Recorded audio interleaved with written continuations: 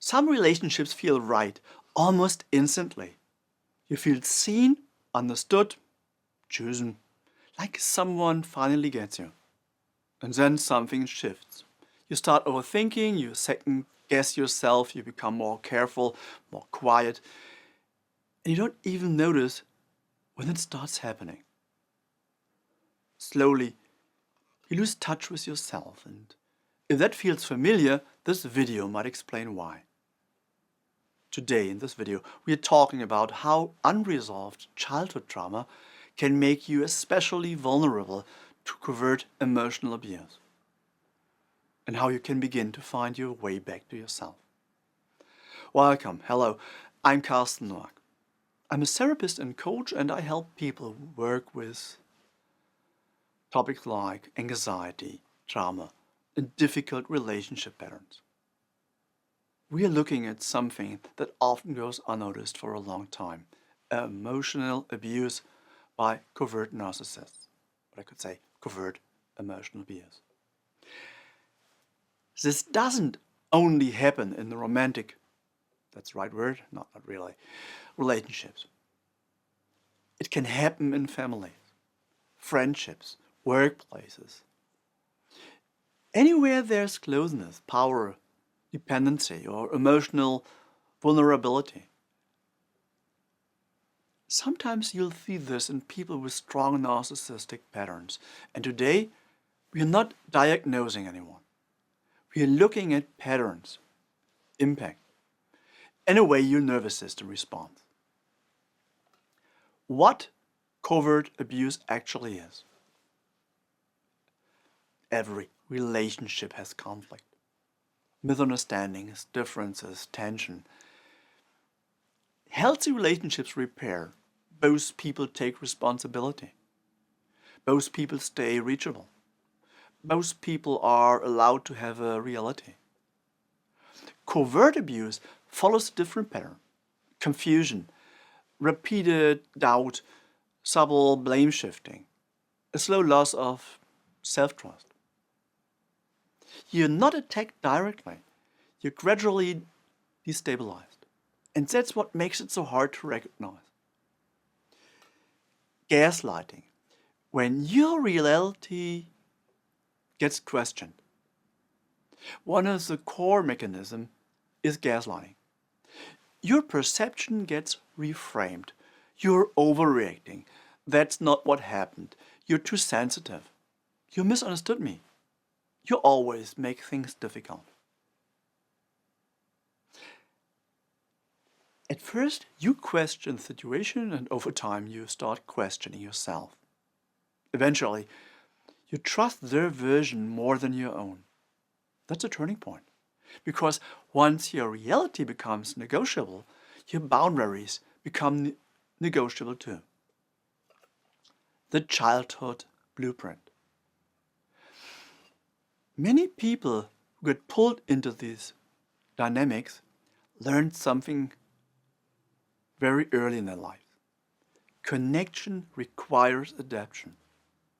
You stay close by reading the room, you stay safe by adjusting yourself, you stay connected by minimizing your needs. And all that isn't a weakness, that's intelligence. It helped you survive. Your system learned this somewhere early in childhood or later in life, and later on. The same strategy can pull you into relationships that slowly drain you. When familiarity feels like safety. Your nervous system is wired for the familiar. Even when the familiar isn't safe, it works. If love once came with tension, tension can feel like connection. If attention was inconsistent, inconsistency can feel meaningful. If you had to earn love, emotional distance can feel like something to win. That doesn't mean every strong attraction is drama. The real question is, what happens over time? Do you feel more like yourself or less? More grounded or more anxious? More open or more careful? The fawn response. We often talk about fight, flight, and freeze. There's a fourth response, fawn. You smooth things over. You explain, you calm, you adjust. You prioritize the other person.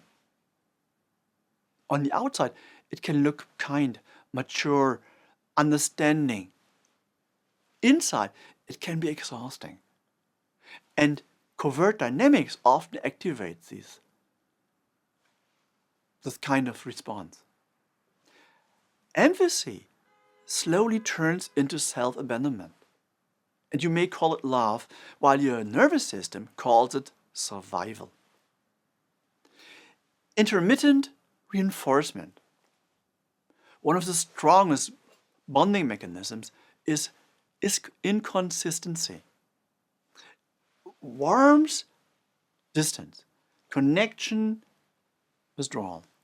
Praise, and then coolness. The good moments feel intense, almost like a reward, so you hold on to them. You wait for them. You adjust your behavior to get them back. And that creates a loop. If I do this right, the person from the beginning will return.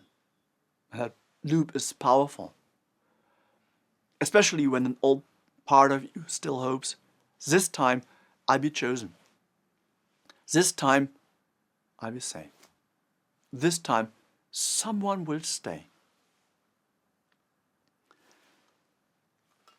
The role of shame. Many people carry a quiet belief. Something is wrong with me. I'm too much.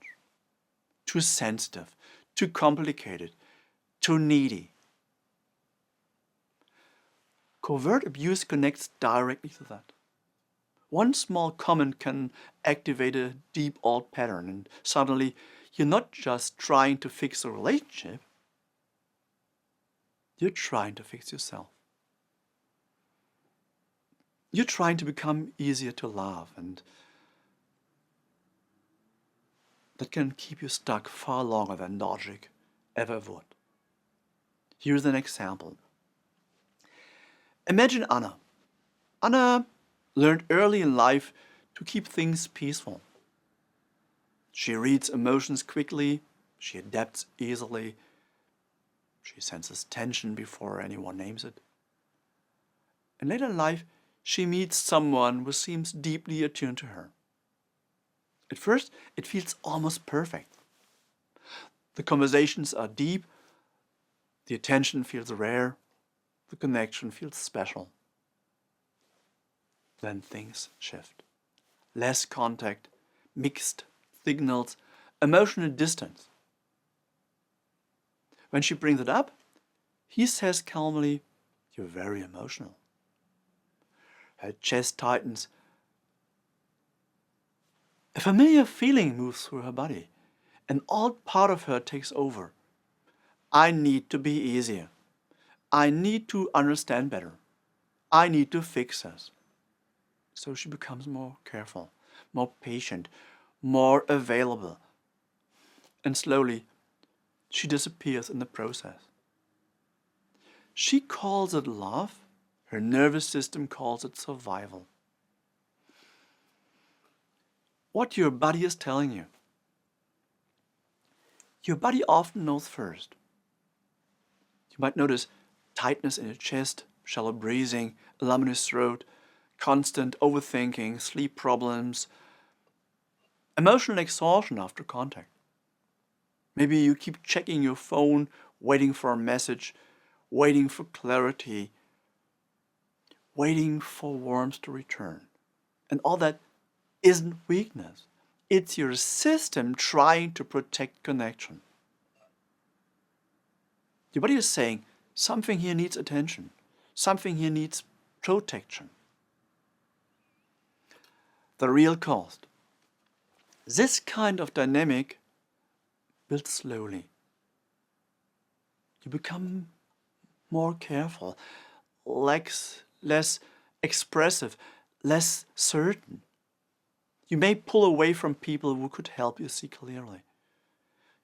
You start to feel like a version of yourself you don't fully recognize anymore. That's the real cause. Not the conflict, not the confusion.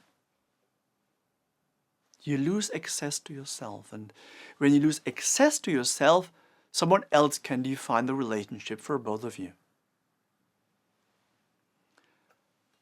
Why leaving is so hard? You might be asking yourself, why don't I just leave? Because different parts of you are active at the same time. One part sees a problem, another part hopes, another feels lost. And the deeper part may believe, if I get this right, something all will finally heal. Leaving can feel like losing something your system still believes it needs. And that's human. And it deserves compassion, not shame. Practical steps back to yourself. Start small.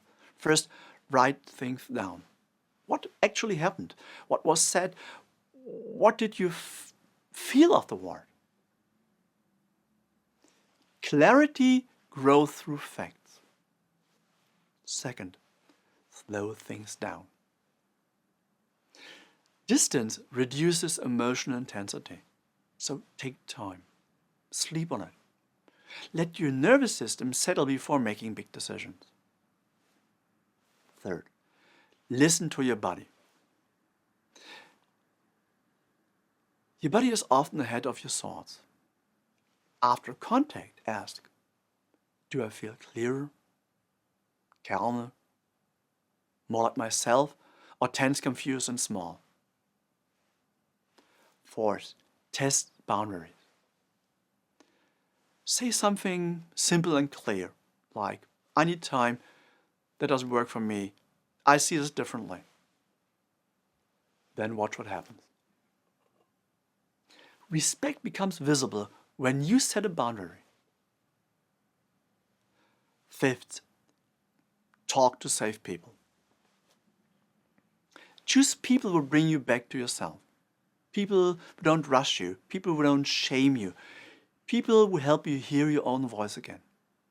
Then, sixth, trauma patterns often shift more safely with guidance.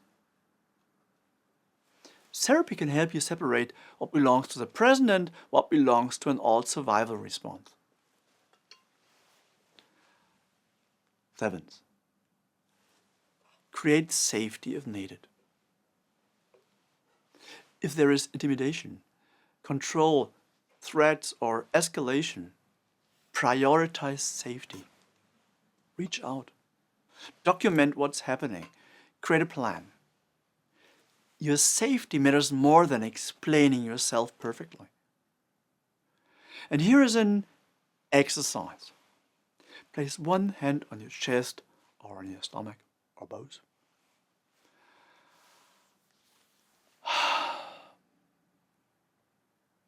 Breathe in on 4, breathe out on 6.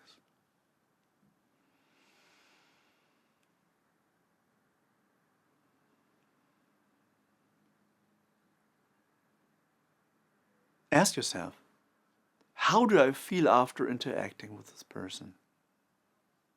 Calm, clear, steady, or tense? Unsure, smaller? And then I ask, what is my body trying to tell me? Here you don't need a perfect answer. You're simply practicing coming back to yourself.